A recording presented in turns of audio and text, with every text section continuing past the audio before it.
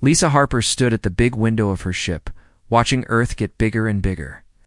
The blue planet looked the same as it did 7 years ago when she left to fight the aliens. But everything else had changed. The war was over. Humanity had won. And she was the hero everyone wanted to see. The bridge around her was quiet. Her crew worked at their stations, but they kept looking at her. She knew what they were thinking. They were going home as winners. They had beaten the Zephyrians, the alien race that tried to take over human space. The enemy ships were destroyed or running away to far places in the galaxy. Alien homeworld had given up. It should have been the best day of her life, but Lisa felt empty inside. She touched the metal rail in front of her, remembered all the friends who would never see Earth again. Jake Morrison had died saving her life during the big battle at Titan Station. Amy Foster had blown up her own ship. To stop an alien battleship from destroying a human colony, there were so many others, good people, brave people, people who trusted her to bring them home. "Commander, we're getting messages from Earth," said Lieutenant Greg Watson, her communications officer. "Everyone wants to talk to you, the president, the news people, the military leaders. They're planning parades in your honor." Lisa nodded but did not turn around. She kept staring at Earth. "Tell them we'll talk when we land." "Yes, ma'am." The truth was, Lisa did not want to talk to anyone. She did not want parades or medals or speeches. She wanted Jake back. She wanted Amy back. She wanted all of them back. But that was impossible. The dead stayed dead, and the living had to carry on.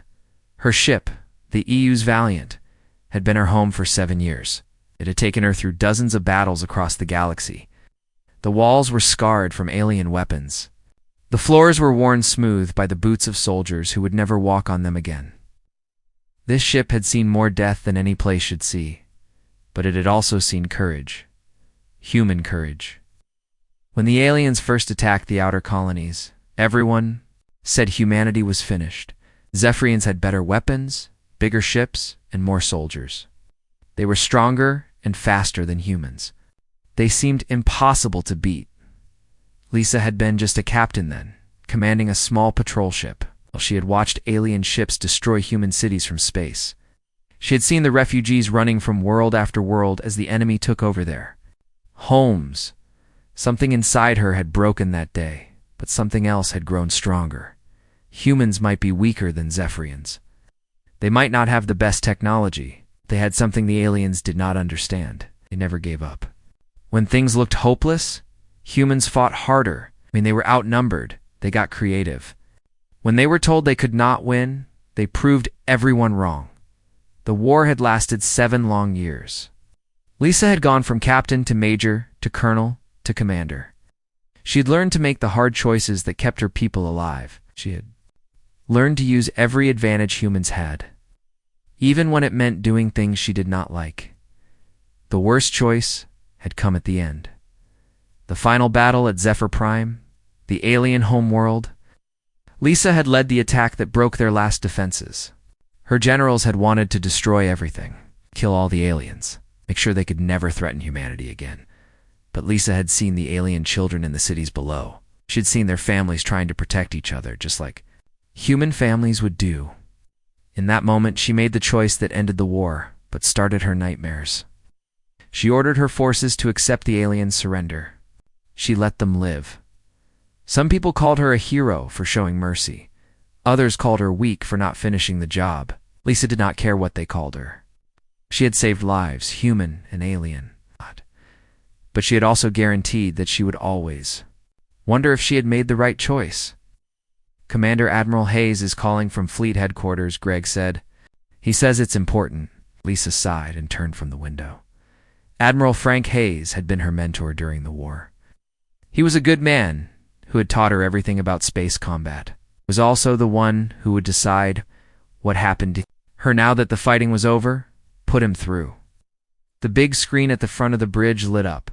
Admiral Hayes appeared, smiling in his clean uniform. Behind him was the Earth Fleet Headquarters, all polished metal and bright lights. It looked nothing like the inside of her battle-worn ship. "Lisa, good to see you, Commander. How does it feel to be coming home as the woman who won the war?" Lisa felt tired just looking at him. It feels like coming home, sir. Nothing more. The Admiral's smile faded a little. No, it's been hard. 7 years is a long time to be away from Earth, but you should be proud. Humanity owes you everything. Humanity owes the people who died, sir. I just happened to survive. There was a long pause. Hayes had known her since she was a young officer. He could probably see that something was wrong. But he was also a politician. Now, as much as he was a soldier, he needed her to be the hero everyone expected. We need to talk when you get back, he said finally. There are opportunities for you. Big opportunities. The Colonial Defense Force needs a new director. The job could be yours if you want it. Lisa almost laughed, but she was too tired. They wanted to give her more responsibility, more people to worry about. More choices that could get good people killed. We'll talk when I get there, sir. After the call ended, Lisa walked to her private cabin. It was small and simple, with just a bed, a desk, and pictures of her crew on the walls. Pictures of the living and the dead, all mixed together. She sat on her bed and picked up the tablet that held her reports from the war. 7 years of battles, hundreds of fights, thousands of decisions. And at the end of it all, humanity had won. The newspapers would tell the story of brave humans defeating evil aliens. The history books would make it sound clean and simple. Good versus bad, right? Versus wrong. But Lisa knew the truth was messier than that. War always was. Victory came with a price, and someone always had to pay it. This time it had been her friends who paid. Her soldiers. Her family in everything but blood. The ship shook slightly as they entered Earth's atmosphere. Soon they would land. Soon she would have to smile and wave and pretend to be the hero everyone needed her to be. Soon she would have to figure out how to live in a world without war. Lisa closed her eyes and tried to remember what peace felt like. It had been so long that she was not sure she would recognize it when she found it.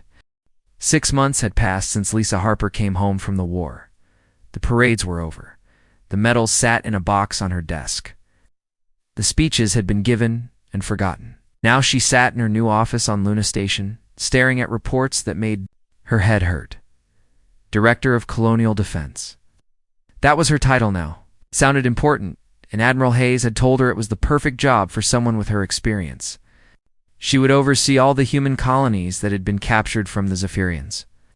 She would make sure supplies got where they needed to go. She would coordinate with civilian governments and help integrate alien technology into human systems.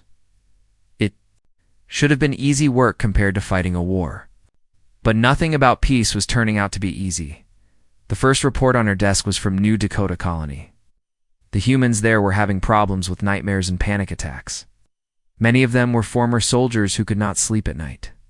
They jumped at loud noises and got angry over small things. The colony doctor said they needed professional help, but there were not enough doctors to go around. The second report was from Kepler Station.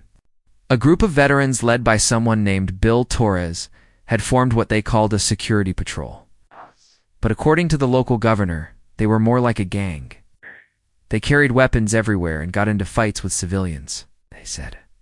They were protecting humanity from alien threats that did not exist anymore. The third report made Lisa's stomach hurt. It was about the Zephyrian refugees living in camps on the border worlds. These were aliens who had surrendered during the war and asked for protection. Lisa had promised them safety. But now human colonists were throwing rocks at them and calling them names. Some camps had been vandalized. Food shipments had been accidentally delayed. Lisa rubbed her eyes and reached for her coffee cup. It was her 5th cup of the day, and it was not even noon. She had developed a habit of drinking too much coffee and sleeping too little. Every time she closed her eyes, she saw the faces of dead friends or worried about problems she could not solve, ma'am. Lieutenant Commander Greg Watson stood in her doorway. He had followed her from the Valiant to become her aide. He was one of the few people who still talked to her like she was human instead of some kind of legend. What is it, Greg? Colonel Kate Sullivan is here to see you. She says it's personal. Kate Sullivan had been Lisa's friend since officer training school. It served together during the early part of the war before Kate was assigned to a different battle group. Kate was one of the few people who knew Lisa before she became famous. Send her in. Kate walked into the office wearing a casual uniform instead of dress clothes. She looked around at the bare walls and empty coffee cups scattered everywhere. Her face showed concern. "Lisa, you look terrible. Nice to see you too, Kate." Lisa tried to smile, but it felt fake even to her. Kate sat down across from Lisa's desk. "When was the last time you went home to Earth? Or called your sister? Or did anything that wasn't work?" Lisa could not remember, since taking the job on Luna Station. Her days had blended together into one long stream of problems to solve and reports to read. "I've been busy. You've been hiding." Kate leaned forward. "I've been watching the news feeds. There was a charity dinner for war orphans last week. You were supposed to speak, but you left halfway through." Lisa remembered that night. She had tried to make small talk with rich people who wanted to donate money to help children who had lost their parents in the war. But every conversation felt meaningless. While she was talking about fundraising, those children were still orphans. While people ate expensive food, former soldiers were sleeping on the streets because they could not hold jobs. "I had work to do." "And what about when Senator Clark tried to recruit you for his campaign? You walked out of that meeting too?" Richard Clark had wanted Lisa to support his run for president. He had big plans for expanding human territory and making sure the aliens never threatened them again. He had used words like strength and security and making humanity great. All Lisa had heard was preparation for another war. Politicians say things they don't mean to get votes. Kate stood up and walked to the window that looked out at Earth hanging in space. "Lisa, I'm worried about you." "We all are." The crew from The Valiant keeps asking about you.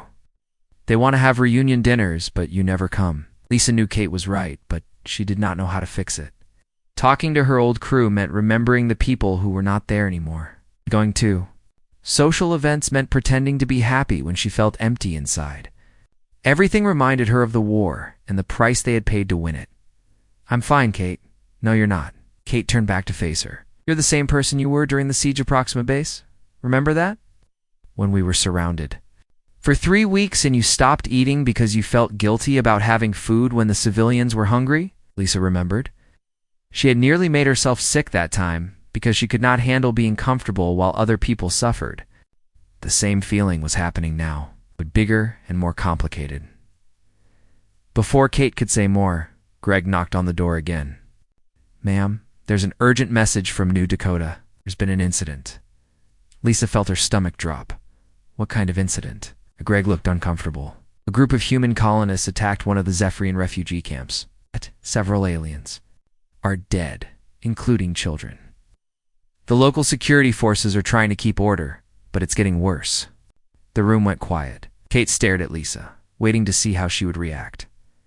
Lisa felt something cold settle in her chest. The same feeling she had gotten during the war when everything went wrong at once. "Get me a transport to New Dakota," Lisa said, "and contact the Zephyrian liaison. We need to talk to their leaders before this gets out of control," Kate said quietly. "This isn't your fault." But Lisa was already thinking about the dead alien children. She was thinking about the promises she had made to protect the refugees.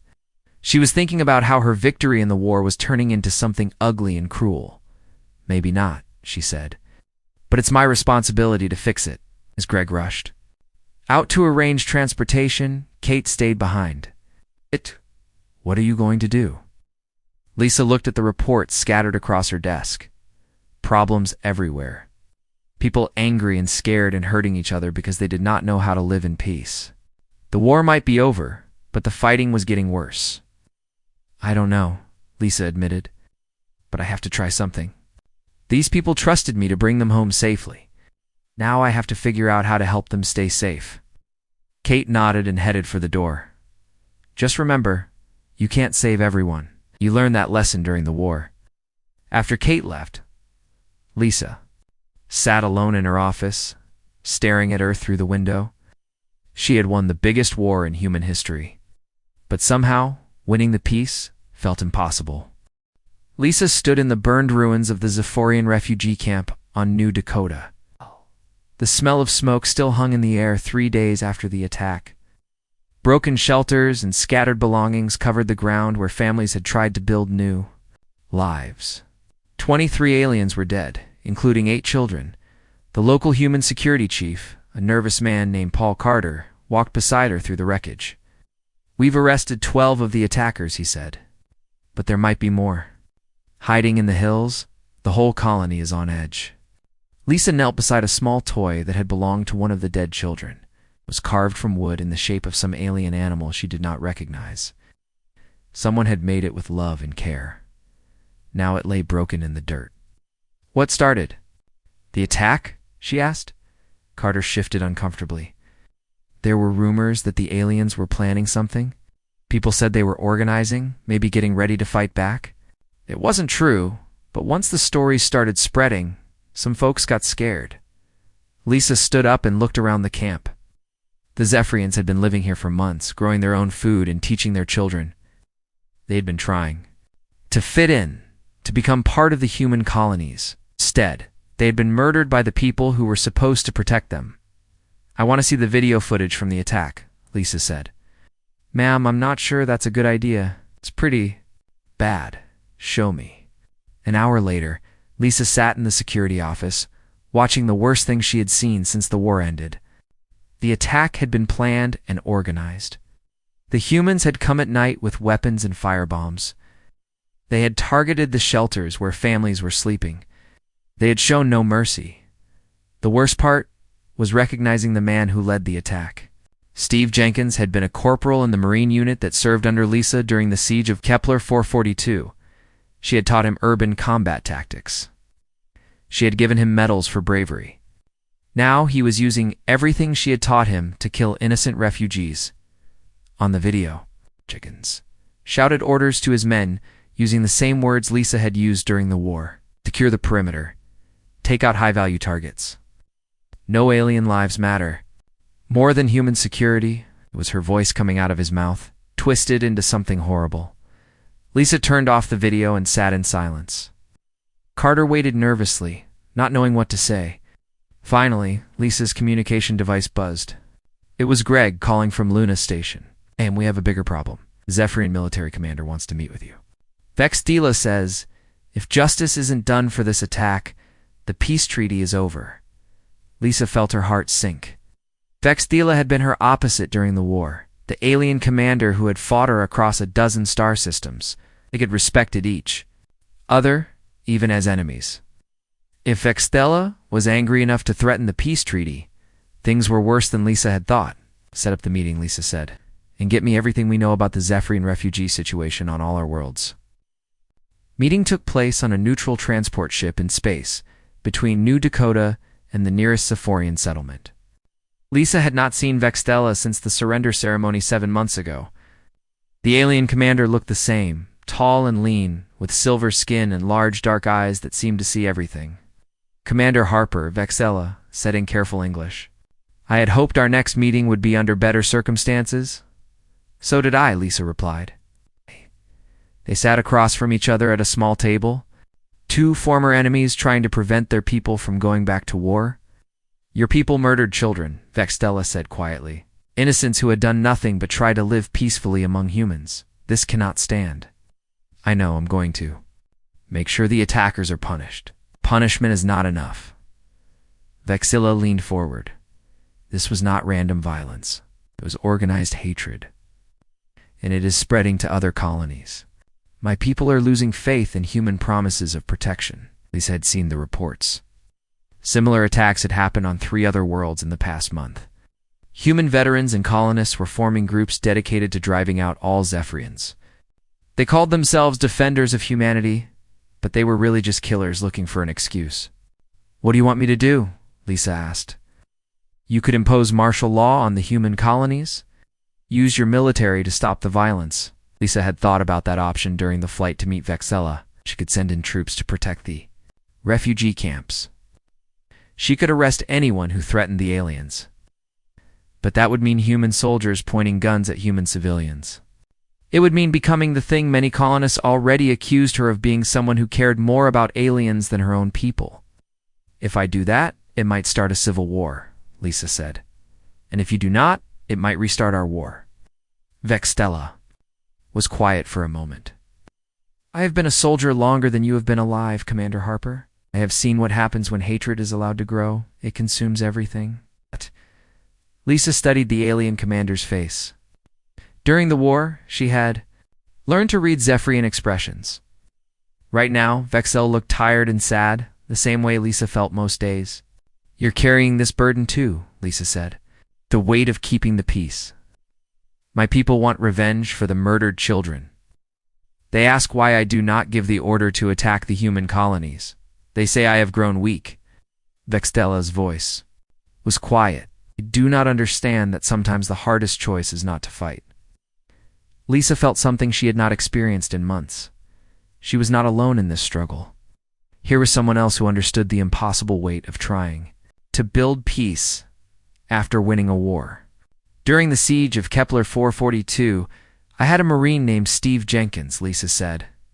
"Good soldier, brave, followed orders. I taught him everything he knew about combat tactics." "What happened to him?" "He led the attack on the refugee camp. He used my training, my words, my methods to kill your people." Lisa looked down at her hands. "I created the monster that murdered those children." Vexilla was quiet for a long time. When the alien spoke again, there was something different in the voice. Understanding, maybe, or recognition.